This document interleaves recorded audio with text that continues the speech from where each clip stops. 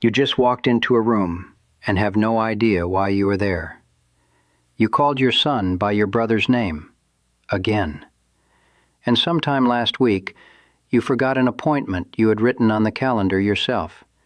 You told yourself it was nothing, just age, just a busy mind, just stress. But what if it is not?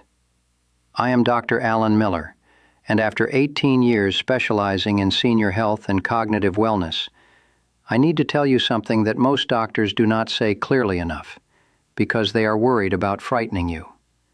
The truth is this: there is a profound difference between the normal, benign memory slips that come with aging and the specific patterns of forgetting that signal something is happening inside your brain that requires medical attention right now. Not next month, not after the holidays, now. By the end of this video, you will know exactly what those 3 patterns are, why each one matters, what is likely happening in the brain when they occur, and what a doctor will actually look for when you walk in. I am also going to tell you what not to do, because the biggest mistake I see seniors make is not that they see a doctor too early, it is that they wait far too long. Here is something most people do not realize. The human brain begins compensating for damage and decline long before you feel it. It reroutes, it adapts, it borrows processing power from one region to cover the deficits of another. By the time a memory problem becomes noticeable to you, let alone to your family, the underlying process has often been developing for years, sometimes a decade or more. This is not meant to frighten you. It is meant to liberate you, because early intervention is where the real power lies.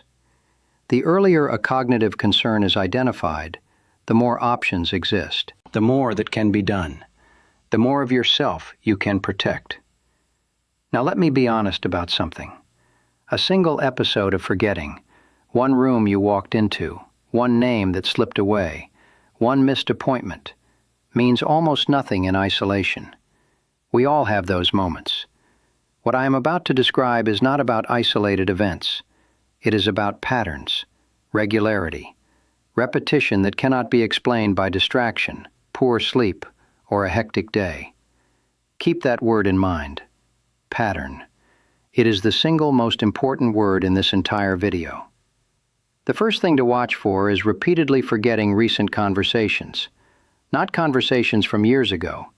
Not the name of a movie you saw in 1987. Recent conversations. Things that happened this week. Things people told you yesterday. Instructions your daughter gave you this morning. Let me tell you about Howard. Howard was 71, a retired engineer with a sharp, analytical mind. His wife Carol came to see me first, not Howard. She told me that Howard had started asking her the same questions multiple times in a single day. She would tell him what time dinner was. 20 minutes later, he would ask again. She would mention that their grandson had a school recital on Saturday. That evening, Howard would ask her if they had any plans this weekend. Howard was not being careless. He was not distracted. He was not tired. The information simply was not encoding. It was arriving at his brain and not sticking. Here is what is happening neurologically when this occurs. The hippocampus, the seahorse-shaped structure deep in your temporal lobe, responsible for converting short-term experience into long-term memory, is among the first brain structures affected by the changes seen in Alzheimer's disease and other forms of dementia. When the hippocampus begins to falter, new information stops being properly consolidated. The conversation happens, the words are heard, but the memory trace is never formed. So 20 minutes later, the question comes again, genuinely, not manipulatively, because the earlier conversation simply does not exist in retrievable form. Occasional forgetting of a detail someone mentioned is normal. Repeatedly failing to retain full conversations that happened within the last 24 to 48 hours is not. If this is happening to you or someone you live with more than occasionally, see a doctor. The second thing to watch for is getting lost in familiar places. not on a new road in an unfamiliar city, in your own neighborhood, on the route to the grocery store you have driven for 15 years, in a building you have visited dozens of times. Barbara was 68 when her daughter called me in a panic.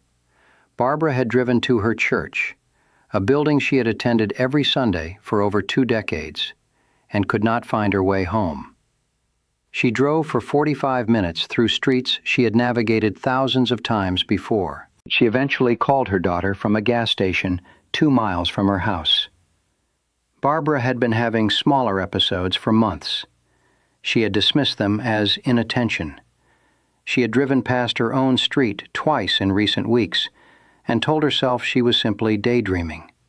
She had gotten briefly confused in her local supermarket, a store she had shopped in for years, and said nothing to anyone. Spatial navigation and wayfinding are functions governed primarily by the entorhinal cortex and the parietal lobes. These regions integrate memory, attention, and spatial reasoning to construct an ongoing map of where you are in the world. When neurodegenerative change affects these areas, the internal map begins to blur. Familiar environments start to feel subtly wrong, slightly off in a way that is difficult to articulate. Landmarks that should trigger automatic recognition no longer do. Stay with me here, because the third pattern is the one that gets dismissed the most, and it is the one I consider the most urgent of all. The third thing to watch for is repeatedly losing track of time in significant ways. Not losing an hour on an engrossing book. Not being surprised that it is already 3 p.m. I am talking about losing track of days, of weeks, of seasons. Waking up genuinely unsure whether it is Tuesday or Friday. Preparing for an event that happened last month, convinced it is still coming. Losing the felt sense of where you are in time itself. Raymond was 74 when his son brought him to see me. Raymond was insisting on driving to a family gathering that had taken place 6 weeks earlier. He was not confused about the facts of the event. He remembered it clearly. He had no memory that it had already happened. In his mind, it was still in the future. This pattern, called temporal disorientation, is a marker of moderate cognitive impairment. The brain's ability to track and sequence time requires the integration of multiple systems, including memory, attention, and executive function. When these systems begin to fail together, the timeline of recent life becomes unstable. Events float loose from their anchors. The past and the anticipated future become difficult to distinguish from the present. This is not normal aging. This is not stress.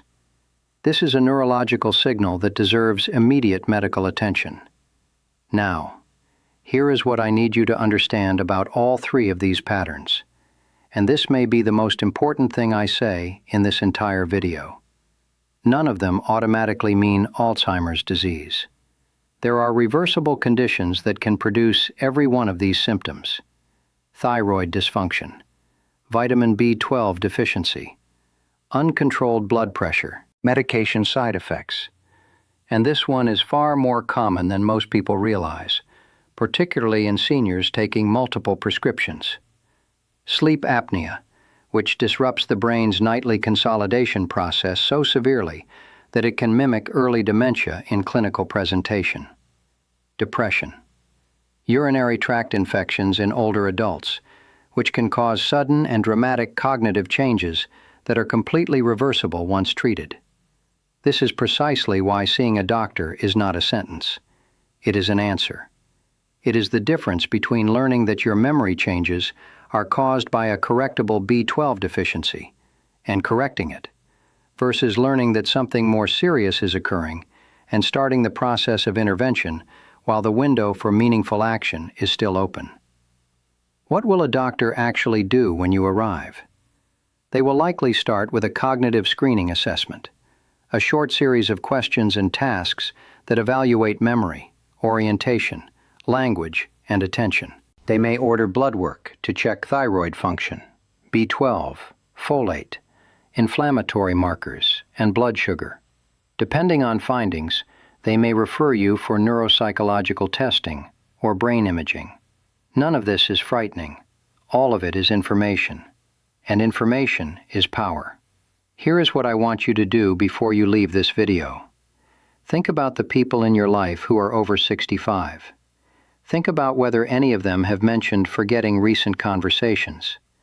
Think about whether any of them have gotten confused in places they should know well.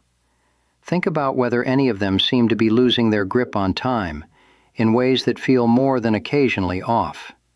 And then, gently, lovingly, without alarm, have the conversation. Because the people who need to hear this the most are often the least likely to seek help on their own. Not because they are not worried, because they are afraid of what the answer might be. I have sat with hundreds of patients in that fear, and I will tell you what I tell every one of them. The answer, whatever it is better than the not knowing. Because not knowing does not protect you, it only delays the help that is available. If you recognized yourself in any of these 3 patterns today, please make the call. Not tomorrow, today.